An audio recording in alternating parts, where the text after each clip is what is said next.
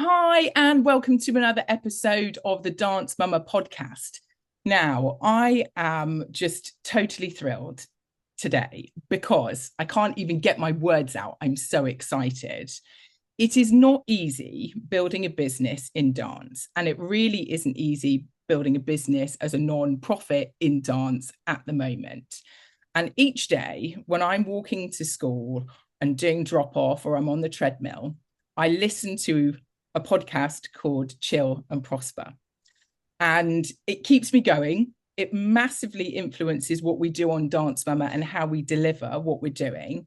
And it is my utter privilege to have Denise Duffield Thomas with us today, who is an entrepreneur, an author, a podcaster, and just all round amazing mother of three extraordinaire. And she's dialing in all the way from Australia. So without further ado, Denise, welcome. Big warm welcome to Dance Mama. Thank you so much, Lucy. I love what you do. As you know, I am obsessed with dance and I have been my whole life. And so actually when I was getting ready this morning, because it's 7 a.m. here, Yeah. Mark said, "Oh, I saw what's the in your first calendar for the day. You must be so excited to be able to talk about dance." And I was like, yes, I am. Well, the feeling is very mutual. And I'm usually an enthusiastic person, but everybody who usually listens will know that I probably turned it up quite a few notches. This evening for me, I love it. It's so global. Right. So let's crack on because I can't wait to get started. I know quite a bit about you from listening to your podcast and when you're sometimes on other podcasts. But please tell us about your journey in dance, which is a starting point for you, and into entrepreneurship and motherhood. Oh, yes. So, randomly, I started dancing when I was 8. I had a very brief stepsister. We moved around a lot. My mum had a lot of boyfriends, a lot of husbands, and one of those brief relationships, my stepdad had a teenage daughter, and she had a boyfriend who was a dancer, a ballet dancer. And I was very intrigued by the idea of a male ballet dancer. And he started teaching me just stuff at the bar, random things. And then he said to my mom, "I think you should put her in dance classes." So it was such a random start, really. But as soon as I started dance, I just felt like I was at home. It came very easily to me. And I wouldn't say I was amazing. It was just something that it just came easily to me. It made sense. Yeah. And the thing that I loved about it, especially as a kid with a lot of volatility, a lot of insecurity, a lot of moving around, things like that, dance is the same everywhere. Yeah. And which makes me very emotional to think about, but it was really a safe space for me. And I see that and I encourage people so much to put their kids into dancing, not just for that safe space necessarily, but for all of the other things that led to that for me. So started at 8, did mostly tap and jazz growing up. We did one ballet class a week. But I was very, very lucky when I was 11 to join a studio that was a brand new studio. So my teacher, Simone Mann of Simone School of Performing Arts, shout out on the Central Coast, she was 17. So her parents had moved her from Sydney to this kind of small town that was very much a growing town, but a lot of low income people. And it was kind of that place where there was a lot of council housing being built. And I don't know what it's like in the UK, but in Australia, you can be on the council housing list for 5, 10 years. Mm. And so a lot of people were given that choice to say, you can get a house now if you move to the Central Coast, which was probably about 2.5 hours from Sydney. And so Simone's parents moved up there, not for that reason, but that's why we moved there. And so she was 17 studying this new school, and she'd gone to an amazing school in Sydney. And so she was right from the start trying to set us up with the same professionalism and the same work ethic that she had going to this really amazing school in Sydney. And we were all from like low income families, families that weren't from a dance background. And the best thing that she did for us is that she got us out performing everywhere. So we would be performing almost every single weekend, I would say, at a shopping center, a nursing home, the local fair, the whatever it is. And for me, that was my education in everything. It was professionalism, it was confidence, it was resilience, because again, she had all these families who had no idea about dance, right? So, and I was always the kid who would turn up and I'd go, I've got a hole in my tights. And now I see this in myself. Anything you throw at me, I could do.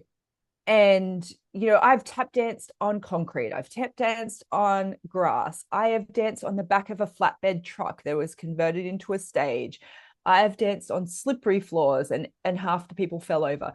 And so I really credit that in my life. Also, a lot of friends of mine, because of the area we grew up in as well, got into a lot of trouble in their teenage years. Yeah. With boys, with alcohol, with drugs. And of course, I, had I was trying to think of one of the alcohol, Sub-Zero occasionally, right? But I always had rehearsal and I always had a show to do. Yeah. And so I didn't have time to get into any trouble.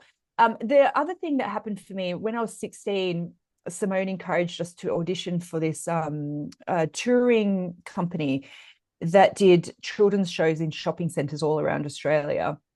And so I got into that at 16, and for the next 5 years was a children's performer in the school holidays, a professional children's performer.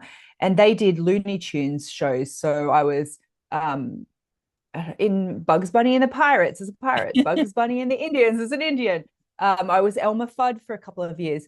And then they also did the Olympic mascots for the Sydney 2000 Olympics. So I was one of the mascots for 3 years for the Olympics. And so honestly, no dance background in my family. Like my mum was not a dance mum at all. And it's just given me so much pleasure. And then of course, we'll let you speak in a second because I said to her, I can chat. I actually started dancing back again 2 years ago. And so for me, I feel like I'm right back in that space of going, all I want to do is dance. And it's so meaningful for me. And like, again, I could just cry thinking about it. And I just think dance teachers out there, you don't know, sometimes you do not know the impact you're going to have on somebody. Oh my God, I need tissues.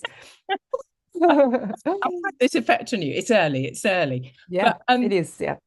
I mean, that is just so wonderful to hear, and I'm sure Simone, if she watches this, if she's, still in your life, in your current dance, will, really take that, because then the application of all of those skills that you've learned in that room to the career that you have now, supporting other women to build businesses and profitable businesses, sustainable businesses, is hugely inspiring. And of course, I've been watching, obviously from afar, trying not to fangirl too much. It's really inspiring and interesting to see your advocacy of dance as an art form in your position, because quite often dance is usually the poor relation to the other arts. It's usually proportionally underfunded compared to the other disciplines, and it's taken quite, as you say, down under, a bad rap since the pandemic, really, and in this country, in public funding a few years before that. And I've worked on talent identification programs in the past that still exist now, where they do work with a variety of young people, where talent comes first and background, you know, is it's all means tested and supported. So, and also not coming from an overly privileged background myself and getting a scholarship to go and train. Similarly, we've got, you know, those kind of parallels in terms of what dance gave us at that time, the structure, the discipline, connecting with other people. But where the application of that in terms of what we want to do and help other people is really strong. So I think tell us a bit more, because some of the dance audience might not be too familiar with what you're doing now, and they really, really should, because it will really, really help them. But tell us a bit more about kind of Money Bootcamp and your books. Here, look. Yeah. Oh, lovely. So again, I feel like having that dance background really gave me that foundation of confidence, you know, and I did debating at school. So I was starting to do a little public speaking. And I always knew that I wanted to work for myself and be an entrepreneur. And I think as well, my background has definitely informed where I've gone with that, because from a very early age, I could see what a lack of money did for my mum, my grandmother, my aunties, because they were powerless in a lot of ways because of a lack of money. And I know my grandmother, she would have left my grandfather very early on if she had money and means. But of course, she was in a time where women couldn't even really get mortgages by themselves. So I grew up very aware of that, and not only aware from just observing, but my mum and my auntie, actually probably my grandmother too, they would always say to me as the firstborn grandchild, they would say, don't ever trust a man and always make sure you have your own money. And that was very much drummed into me. And so this desire to work for myself was there from that early age. It took me a while to figure out what that was. You know, if I'd known about coaching and personal development earlier, I probably would have gone into that a little bit earlier. For me, when I found out about that, I just thought that's for someone else, or that's not a real job. And so I didn't even get like a coaching qualification until I was probably maybe 31-ish, even though that's clearly what I was trying to do. Even my whole life at school, I would watch Oprah after school, and then I would say to my friends, oh my God, Oprah talked about gratitude journals. Let's have a gratitude journal. Yeah. And because of my background, and I was always kind of a very messy kind of looking kid, some of my friends who came from more middle class backgrounds, their parents were a little bit wary of me sometimes. And if they only knew what I was trying to push onto their child, you know, and I definitely would have gone, you know, into that field way, way earlier. And I started as a very generic life coach, became very clear early on that I preferred working with entrepreneurs, that I preferred working with women as well. And then it wasn't until I started doing more business coaching, I realized that so many people had this mindset block around money in particular. But I had imposter syndrome around that, because I thought, I'm not allowed to talk about money. You know, nobody's allowed to talk about money unless they're, you know, already a millionaire, or they're a financial advisor, or they're an accountant, and they've got a certificate that says you are allowed to talk about money. And I wasn't ever interested in giving financial advice. I was always curious about, where have our blocks come from? You know, where is that? What's familiar about that block to you? Like, let's dig into finding out like why you would think that way about money. And so I kind of felt that strong calling, and I ignored it for a long time. And then I said to the universe, okay, I will talk about money, but it has to be on my terms, and you have to send me the nicest people. And that's what happened. I created my first course, Money Bootcamp, around money. And I thought this will be a one-off course. And, you know, 13 years later, we've had almost 10,000 people through that program. Oh, And it is a curiosity. It's a journey of going, okay, let's dig into why you struggle setting a price, charging people, talking about money with your clients, giving yourself self-imposed glass ceilings about what you're allowed to earn. And then it becomes a really fun journey of exploration and self-acceptance in that too. And so I write books, I create my course, and I really feel like I'm a learner all the time in this space. And I'm here to encourage others and to share what I know, because I want people to be able to be independent, be financially independent, but also have all the money that you want to do all the things that you want to do. I see some people at my dance school sometimes and they go, I wish I could just do dancing every day.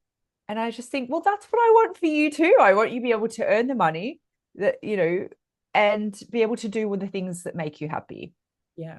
It's just, I just find it so inspiring. And also just your approach, particularly in terms of mindsets. I know you use money archetypes and you're trained in that as different ways to analyze those blocks. And I think it's really interesting for dance because I have a theory I'm yet to prove, but because there's quite a hierarchy in terms of learning it as an art form, particularly in westernized, codified ballet, you're there to serve the teacher or you're there to serve a choreographer, that quite often that ability to feel empowered, and it's a mainly female dominated sector, is very, very difficult because the risk of speaking out can cost you your job because it's oversubscribed. And when I've listened and read your work about how that relates in terms of just feminism in general, we've only in recent decades been able to open bank accounts by ourselves in the UK. I think it was the 1960s or 70s. Women could only start buying themselves a drink in a pub. Like all these things that we kind of almost forget if we've been raised in the 90s and were teenagers in the 90s, because there was a lot of kind of girl power Spice Girls around that actually then, unfortunately, getting into adulthood, you realize that there is still quite a lot of inequity, and There how absolutely we is. find our voice doing that. It's really hard, I think. It is hard. And also, I think too, there's that added thing of, for most of us, growing up as a dancer, you pay to dance, right? And then so anytime, if you were then a dancer and getting paid to dance, you would never think to negotiate. It's almost like, well, oh my God, I'm getting paid to do the thing I love. Like, I should be grateful. There's only so many places. And so you would never think to be able to have even agency or push back on anything. And then as a dance teacher, there's that added guilt of, well, if I loved this, really truly love this, I'd be doing it for the love of dance, not for the love of money. I can't think of, I can't be in this for the wrong reason, and so it's a double whammy, because, as you said, it's female dominated industry in so many ways. There's a real guilt around that. And I am still in touch with my dance teacher. She actually came to one of my seminars when I did a book tour, and she mentioned that guilt of asking for money, and the guilt for raising your prices, and the guilt from actually making a good living from being a dance teacher. It's a really tricky thing to navigate. Yeah, and I think that also has a larger knock-on effect for the sector being to advocate for itself for either public funding, philanthropy, etc. It kind of builds lots of blocks, unless you might then have a really great team of fundraisers who, some of them may or may not have a dance background and might not have quite as many of those mental obstacles to try and jump over, so to speak, or jeter over, should we say. Exactly. But I think what is interesting is that shift absolutely can happen.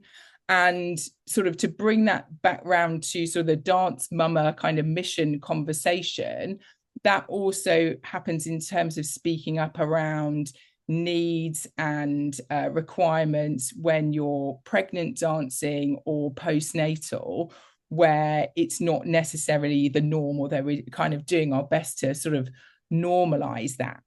But just to put a pin in that for a minute, coming back to dancers thinking of themselves as a business, really.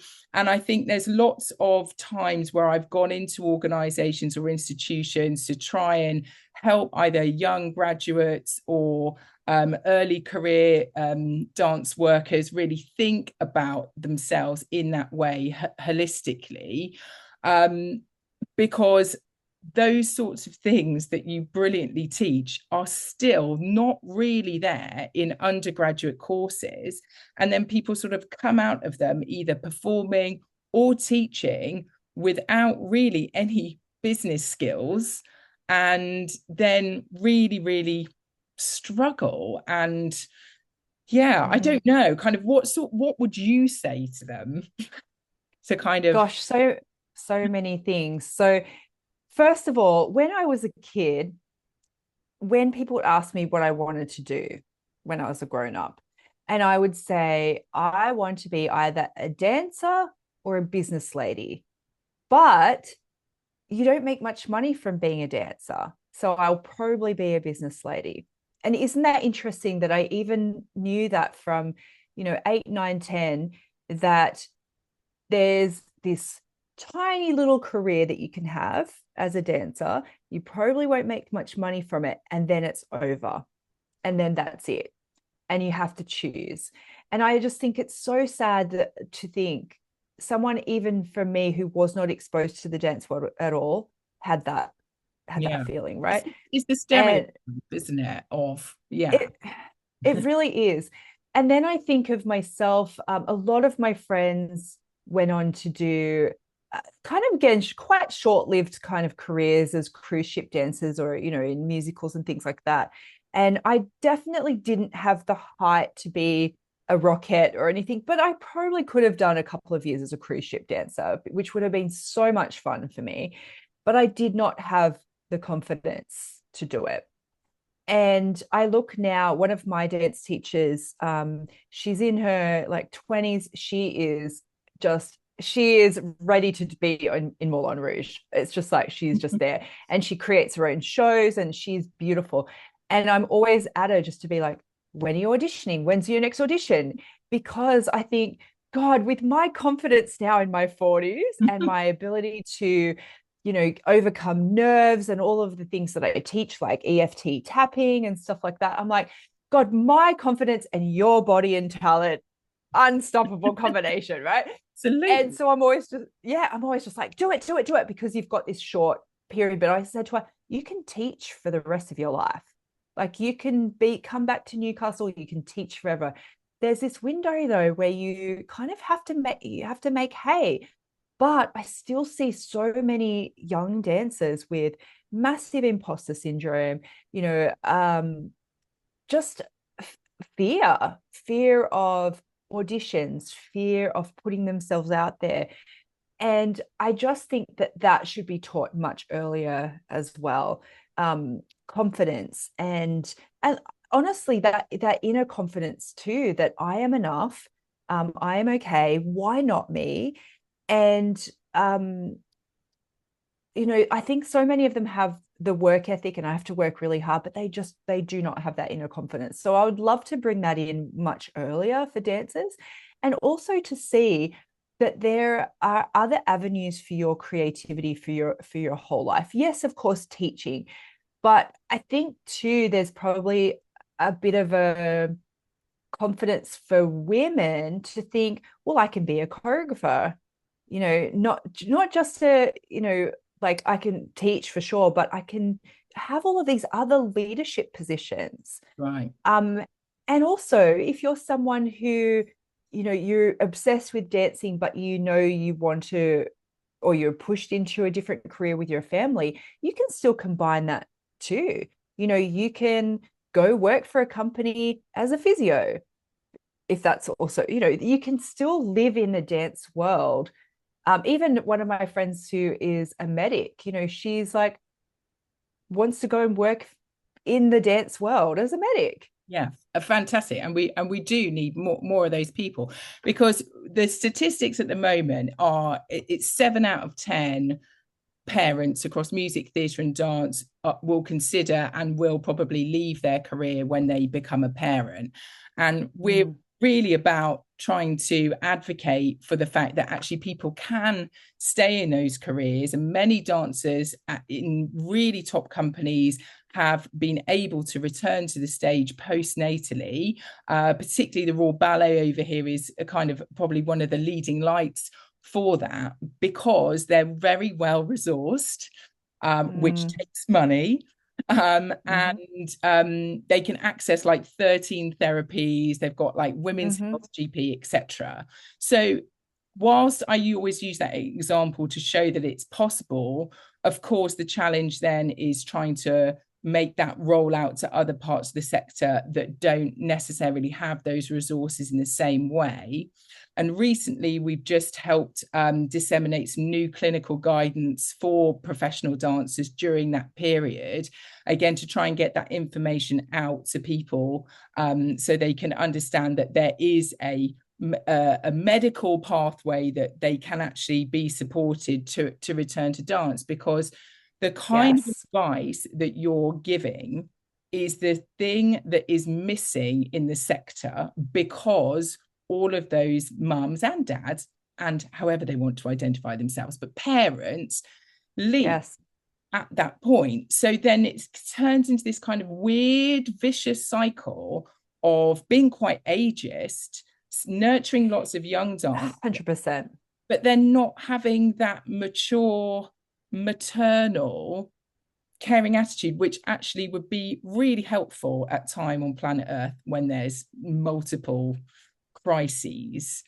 Absolutely. Sorry, to circle back on that, because I did go off on a tangent of when we tell kids from a young age, this is such a short career and that's it, and you're going to flame out and that's it. There's so many layers to this. Like, as you said, there are more companies now who you see ballerinas come back after having kids, but it also takes choreographers, it takes writers of musicals to say, how can we bring different parts in so older dancers can come in and have parts? And it's up to so many of us also to create those things ourselves. But it starts with that, I think, that mindset of this is a career you can have for your whole life. And then we have to create those opportunities. Now, when I was in London a year or so ago, I went to 6 musicals in a week. And I was very, very aware that there were more parts for older men. Like, I went to see Guys and Dolls, for example. There's men in every decade in that. I went to see Dirty Dancing. And what I noticed in that is that they had, the old couple that, they shoplift, not that shoplift, they steal people's wallets. They had the old man, they didn't have the old lady in it. Interesting. And that would have been a perfect, part for that. And I noticed that when they're at the country club and there's all the couples dancing, all the women were the young ingenue showgirls, just dressed up to look a little bit older, and they were playing both those roles. And I noticed that in a lot of those shows that I saw that week, where there was women in their, early 20s, early mid 20s, playing the gamut of ages, whereas they had men at the appropriate age for the part. And I did a little rant about it on Twitter, and Jodie Picoult, who is the author and playwright, she wrote back and she said, yes, that's what I'm working on, because now she did the book for The Book Thief on stage. And she said, that is something that we have to do. We have to create these roles that are specifically written for older performers, so that women can see, oh, I can do that role, then that role, then that role. I even noticed it in Hamilton, which I've seen Hamilton like, something like 13 times. Yeah. And that's the same. You could come into Hamilton as a young man and play one of the ensemble casts, and then that you could go to Hamilton, and then you could go to George Washington in 2 decades, and then you could be the king, and you could see. Whereas, what's that for women? No, there's only really the parts for women in their 20s. Although I will say, I really do applaud the different casts of Hamilton. I've seen a lot of cast members who have had kids and have continued on with the company, but there still is only a window for some of those women. So we have to create it. We have to also go and support those projects. And I have it in my head as well. I'm going, I would love to write a musical one day. And I was like, okay, I would love to write it about an older dance class. Yeah. And all of the stories, because I'm like, well, I want to be in it. I want to create the roles that I want to see. Exactly. And it's that role modeling. And what's interesting, a few things there that were like, firing off in my head is it's coming back to value. And in terms of when a dancer is returning postnatally, that company is then demonstrating the value they have in that artist and their creativity and the value that's adding to their production or their show. And it's about that particular person. It's a real demonstration of that. And also, it's gone now, perimenopause. Yes. The other really important salient point I was going to say that's going to come back in my brain any minute, is in terms of the key decision makers who are women. Now, with that 70% going, we're seeing less, there's a gender imbalance in terms of artistic direction, but also producers. And I think that's where it's really start asking questions, because most of the audience is made up of women. And we are being curated these pieces of art and entertainment by people who don't actually represent us. So I think there are those questions as well that often I don't think necessarily audience members are thinking about. They'll kind of go and be fed, but I think hopefully we're starting, to contribute to a conversation that's raising some of these questions about what absolutely put on and by who. And they often don't have kids. Absolutely. So a couple of things come to mind there too is, you do sometimes see older dancers in ballets, but they're standing there or they're sitting there as the queen, and like, give the queen a solo. Why not? Yeah. It's not going to be not be able to do all of the things that she used to do, but there's a real beauty in that.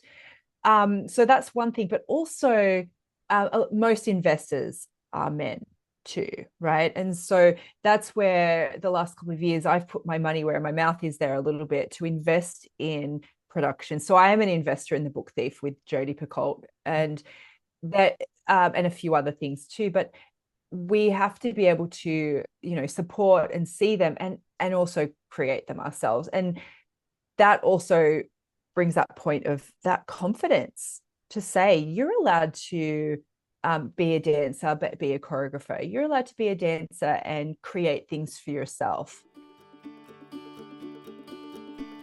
We're going to take a quick break and we'll be back after this short interlude of reflections about Dance Mama from our community and partners. Dance Mama for me was literally a lifeline.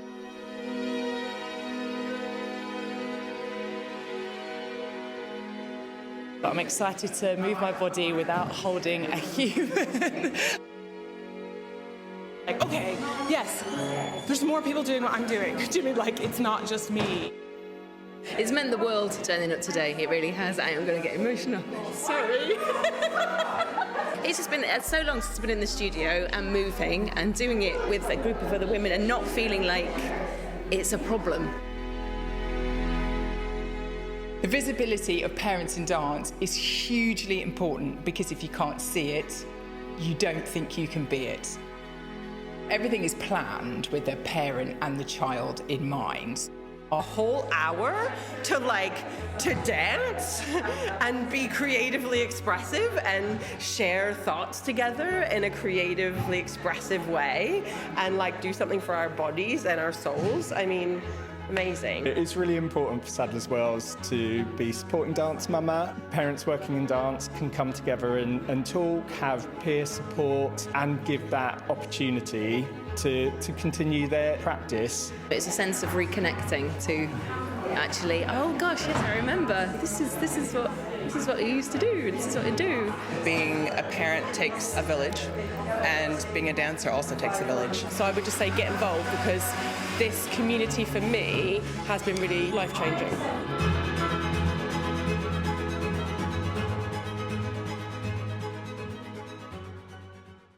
Also, I love the Silver Swans curriculum that's a global phenomenon now, is that you are allowed to be a dancer at any age. And so when I found my dance school here in Australia, so my dance teacher here now, she's English. She lives in Australia, and she started off doing the Silver Swans curriculum, and now she's a complete adults ballet studio for all ages. And I would say there's a lot of people kind of in their 40s and 50s, and then the Silver Swans have kind of more 60s and 70s. And at first, a lot of us were kind of, I don't know, talking about it of oh, I'm just doing a little bit of dance. And now we're doing performance groups and Eisteddfods and shows, and this is all kind of still starting, but you can see how now it's become this thing of going, we are dancers. Yeah. We are dancers, and the language that we speak to each other around it. And I'm in the advanced group, and it's straight after a Silver Swans group. And for a couple of weeks, one of the ladies should always say, oh, here come the real dancers. And I was like, you are a dancer too. You are a dancer as well. And what's been fascinating is how many news stations have wanted to come in and do stories on us, and not just our studio, but just the concept of adult dancers, because it's seen as such a you're allowed to do this forever.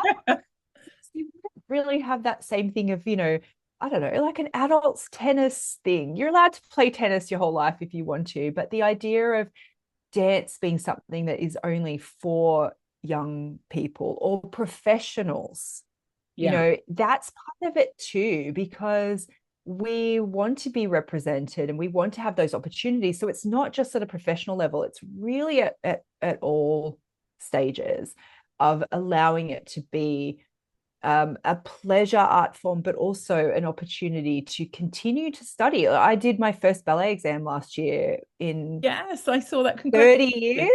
Thank you. And I got a distinction, which I was very proud about. And, there's not many opportunities like that, where you can continue. And I feel like at 45, I'm learning new things all of the time. And it's ignited this desire in me to see people my age dancing, not just in ballet, because that's not necessarily I love it, but I'm like, where are the tappers? Where are the old lady tappers? Where are the showgirls, the over 40 showgirls in professional productions? Give me some fishnets. I'm ready to go. And so it's all of those things. But you did mention government funding too. So we do have something in Australia where you can get $100. It's called an Active Kids voucher, and you can use it for any sport for your kids, and any club, any dance school, they'll take those vouchers and then they get reimbursed from the government. But I think it's something like $100. I don't know if that's a term or a year, because it's means tested, so I'm not eligible for it, which is fine. But as a dance person, that is a drop. Yes, that might pay for soccer registration. It is a tiny drop for a dance parent.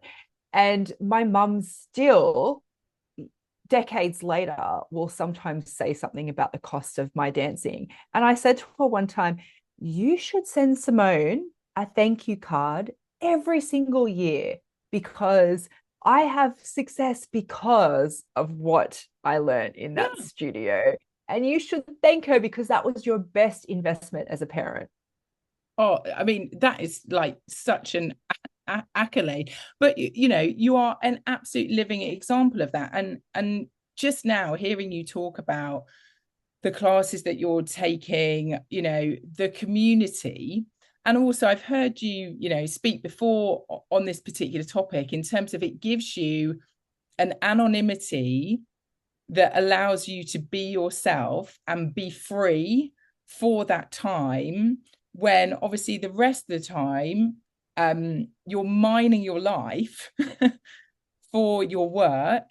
And, you know, not to the same extent, but I completely can understand that, because I'm doing a similar thing. And sometimes those experiences that we've had becoming parents or as leaders are not easy and can be very difficult to talk about, but often that gives permission for other people to, and opens the door. Having an escape space is absolutely vital to fuel you up to be able to, you know, to speak to me today. You know, we've kind of clashed two worlds a bit, really, really for you. Absolutely. But I think that's really important, isn't it? And, you know, that's your ROI, is like mental health, mental and physical health. Oh, absolutely. I had a bit of a like a mental breakdown in COVID, because I didn't have any of my business coping strategies like travel and conferences and, you know, all of these things, filming and all the stuff that I would normally do to get my juice. I really crashed. And that's when I got diagnosed with perimenopause, ADHD, even though I had that my whole life.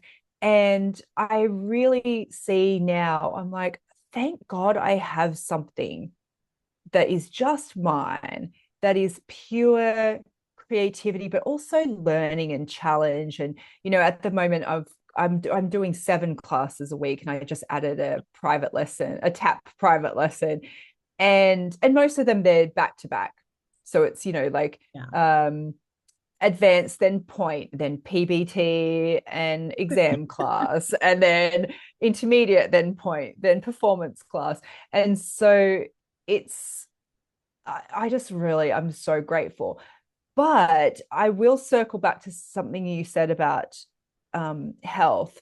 You know, I really had to do a lot of work around my health, because I had to go see a female physiotherapist for pelvic floor stuff. Excellent. That is the best thing you can do. Yes, because after 3 kids, I've got friends who are like, I can't jump on a trampoline, I can't do a jumping jack, I can't do anything. And yes, I wear you know, like period panty kind of G-stringy kind of things for every lesson, because I'm sure there's some stuff going down there still. But there's no excuse for me not to jump. I hate it. That's the worst part of class for me, but only from an aerobic point of view, not from a pelvic floor point of view. And I'm so grateful for that. But also, I have to do a lot more physio. There's always something going on with my body where it's like, cool, I fixed that. Oh, my other knee's going. And I look at some women in my class, you know, there's a lady in my class, my point class, who's 64, and she's doing point for the first time in literally like 40, 50 years, right? And I just think, gosh, I hope I'm still being able to do this in 20 years' time. And I have to take care of myself to be able to do that. But I would say it's not just the physical. And I don't want to share someone else's story, but a friend of mine in class, she was saying, we've got a performance group coming up, and she didn't want to try on the tutu. And I said, why? She goes, you have to earn your tutu. And I went, oh, and she has got a lot of ballet trauma. Yeah. And I said, you're allowed to just buy one. And she's like, no, you have to earn your tutu. And I'm not, I'm not good enough yet. And I just went, oh my God. And I realized too how lucky I was to grow up in such a supportive studio. And we didn't do a lot of strict ballet training. We had to do a ballet class once a week for technique, but I do not have the same trauma as 80% of the people who are coming to class or who are sitting going, I really want to go to class, but I'm scared to. And I've some of the stories I've heard are unbelievable. And I'm sure you've heard so many of them too, of people going, if I make a mistake, I'm going to get into trouble. If I'll be hit. Like there's literally so much trauma in people. And I'm so glad I don't have that. I'm like, more. Like, what else can I do? Put me on stage. I'm ready. That's a real problem. So it's our physical bodies, but it's all the other stuff, the voices of I'm not good enough, I'm fat, I don't have the right body. Oh my God. I took a video. I often film my point classes because I notice things afterwards. And I notice when I do kuris, I go like this with my shoulders. A bit of a shimmy going on. I do a bit of a shimmy. I think they're very fluid and gorgeous. Oh no. I filmed them side on one time and they're like this far apart, which is great. I do critique myself, but not from a place of, trauma, which I think is great. I film myself and it's so like I do think I had a little bit of that at 15 of I was very aware I don't have a ballerina body. I'm not tall enough to, to be in dance. And so I was filming and I looked back at it later and I was doing kuris to the front and then to the back. And it was like, my butt was just like juicy, it was just like right there in the camera. And I was like, I didn't have the body at 15 and at 45, I do not care. Yeah, exactly. I do not care. But I would still love for younger people to see different body types, different body shapes, different ages. So then they don't have that feeling of, I have this short window and then I'm used up, you know, and it's a very damaging mentality, not just as a dancer, but as a woman, right? As a female, as someone to think, well, I've had kids now, so I can't do that, And that's it. They're kind of like, I've had kids, I'm broken, that's the end.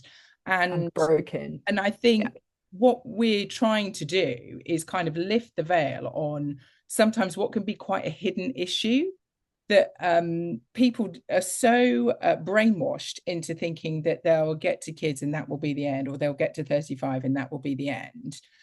And we're really trying to amplify these stories. We've had probably over 80 now of, different colleagues or lots of different people in the industry to try and demonstrate that actually it is possible. And like you say, it not necessarily just around performance, but other physically reliant careers like rehearsal direction, like choreography, or the physiotherapy, teaching, lecturing, all the things that you can be doing to continue your career. Because a crucial part of it, again, in terms of what we know in research now, thanks to Professor Angela Pickard, but is the kind of the link with identity, that you are a dancer. You are.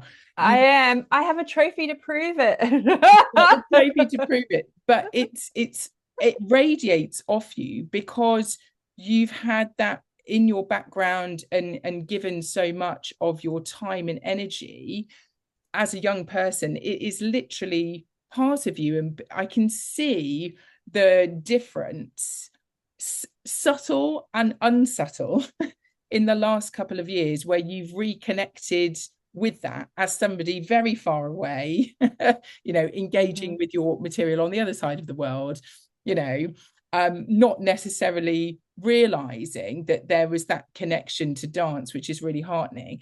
And also what you said in terms of seeing intergenerationally other women decades older than you is really super inspiring, that you can absolutely continue. Now, in terms of the research that I'm doing as a PhD student, I know, but you're kind of with this because you're doing multiple things, so permission to do multiple things. But Yes. I've been tracking 6 postnatal professional dancers, looking at their turnout, their hamstring length, and their balance over what will be a 2-year period. And it is so interesting, and interviewing them so we can see and finally get some actual objective measures of what's happening in that recovery, as well as what the picture is in terms of their career development and what might be going on in their lives. And I'm so pleased to hear that you are so switched on and have already connected and work with a pelvic health physio, because that is kind of our number one message at the moment is, please do what you can, get a cheap health insurance policy, like do whatever you can to really get that checkpoint pre-baby ideally, and see the same person the whole way through, so you've really got that support, because you are a demonstration that it absolutely is possible. And particularly for people who may be spending most of their time and career in a slightly different sector, but dance is still going to be able to give them so much on loads of levels. Oh, absolutely. But also, I think not just for professionals, for people who had a love of it for a long time and who know then you can still learn, and there is definitely a point where I started back at dancing where I'd go, oh, I have to learn something new, not just rely on muscle memory. It was fascinating from a brain point of view to go, that's not in my body. I don't think I can. I think I know it was almost like I'm not capable of learning new things, so don't test me. And for then that's the other piece of going, well, I actually need some foundational stuff, so doing PBT, which you have in the UK as well. Yes, of we course, do. Yeah. That was mind blowing to me, because I thought, God, I'm so grateful that my 11-year-old is doing PBT, because isn't that fantastic? Because it just wasn't. And actually her dance studio now has made it, if you want to do ballet at that studio, you have to do at least 1 PBT class a week. And I'm so grateful for that teacher, because the strength that I'm learning to give me the foundation for some of these steps, and to see the progression and say, oh, I don't just have to just do it. I can learn the foundation, and then it leads to that. It's blowing my mind at 45 to go, wow, I can learn new things. But the key on this too is HRT for perimenopause and menopause. So for me, that is vaginal estrogen, that is even testosterone, that is all of the gels and all of those things, because I have to keep my body safe too, and I have to make sure that everything is, juicy and working. And also I actually thought yesterday, I'm like, I need to add collagen into my edible collagen, because I could feel, some of those creaks. And I was like, oh, I do have to, I can't rely on youth to kind of push through some of those things too, if I want to be dancing for the next 20 years. And I can see myself being in a show in the future, especially when my kids are, out of home. And I'm like, what roles, are there for older dancers? So I'm like, someone has to create them. So, either I will create some, well, yeah, I will. I'm totally happy to create myself and encourage other people and invest in things like that too, because I'm like, when the kids are out of home, I'm going to be dead. I'm going to be in a show somewhere. Put me in. I'm ready. So brilliant. I think just to round off, it would be remiss of me not to kind of flag or talk about the fact that we run classes for new mums, which we're doing in partnership with Surrey University, Surrey Sports Park, which is supported by Sport England. And there we have it's a bit like a 90s disco. Instead of handbags, they're babies in the middle. And then we dance around the edge. But again, that's infused with all of the practices you're talking about, or the research, to make sure that the movement that we're doing at that really vulnerable time is supporting that postnatal recovery. But as you say, of course, perimenopause, I'm in that zone, and into menopause also is part of the dance mama journey, because I think I've done the segue from baby brain straight into perimenopausal brain.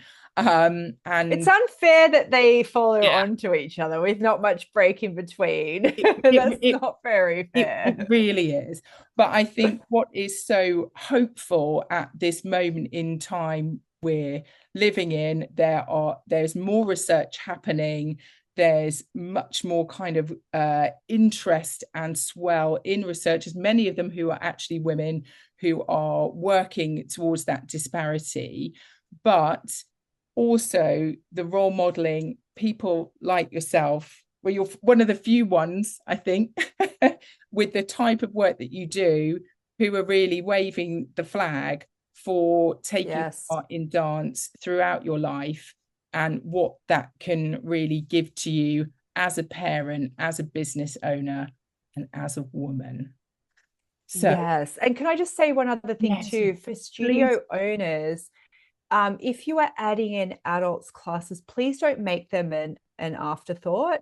I am so appreciative of my teacher Alice at EV Dance. She has classes. I mean, it's an adults only studio, which I know not everyone wants to add that in, but I have been to adults classes, and they're at 8 o'clock at night. That's the only option. We have classes all through the day, and we struggle sometimes to find Eisteddfods and competitions because their open is like sometimes 15 plus, or it's 80 plus. And it's like, if you open things up to adult dancers, it will be slow, but then it will give more opportunities. And so we're starting to see a few more adults only competitions, but have an over 30s so then you're not competing against 15-year-olds.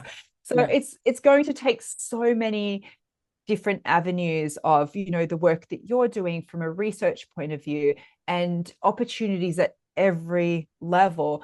But as dance mums as well, show your kids that your dance is important too. And I really push that. I'm like, I'd love to come to your tennis thing, but I have dance myself, and I talk about dance as being so important that they're saying, well, yeah, my mum is a dancer. My mum does ballet too. We're not at the age where we can share anything except for hair ribbons. So we've got a massive thing of hair ribbons, because I saw again adult dancers, they're turning up in their daggy big oversized shirts, and no, buy yourself the beautiful leotard, buy yourself the beautiful bunnet. For me, that is such a beautiful ritual of, I get dressed, I have my proper tights on, I have proper shoes, I have matching leotards. I allow yourself to have the pleasure of it, not as an afterthought. And same for studio owners, make it a really special thing if you have adults there, because we're all responsible for making dance accessible for all, forever and ever. And who doesn't love a bit of Australian brand block? Who doesn't love a bit of that? Oh, obsessed. The biggest pleasure as an adult now is to being able to go in and buy things from block. Well, I have had the pleasure of going into the Melbourne store before, and I think, have they got one in Sydney? Because they've got a beautiful one in London. They had a gorgeous Christmas tree, a beautiful point shoe Christmas tree, which was lovely when I was there. So, it is that our studio motto is ballet is for everybody, because it's like everybody, but it's like everybody forever, and every age. And I think, and thank you for the work you do. Oh, well, that's very kind. I think that is a beautiful way to wrap up this episode. Denise, it has been an absolute privilege being able to speak to you directly. Hearing your voice most days, it's quite nice to speak back to you rather than just onto the winds. But really, thank you so much. And I think I might be over in Australia next year. So if you are doing a show, I'd like to come and see it, please. Oh, we'd love that. Yes, that'd be amazing. Yes, I'm in Newcastle, so it's a couple of hours out of Sydney, but It's yeah, that would be lovely. Cool. Right. Thank you so much, Denise. We're going to stop there. Take care. Thank you. Thank you. Thanks, Lucy. Bye. Thanks for being with us and listening to Dance Mama's podcast. Whether this may be your first time considering parenting in dance as a thing, or if you're a parent in dance and this has resonated with you, come on over to the Dance Mama site, that's www.dancemama.org, and see what other ways we are inspiring, informing and connecting people with families in dance, because we help parents in dance move their worlds.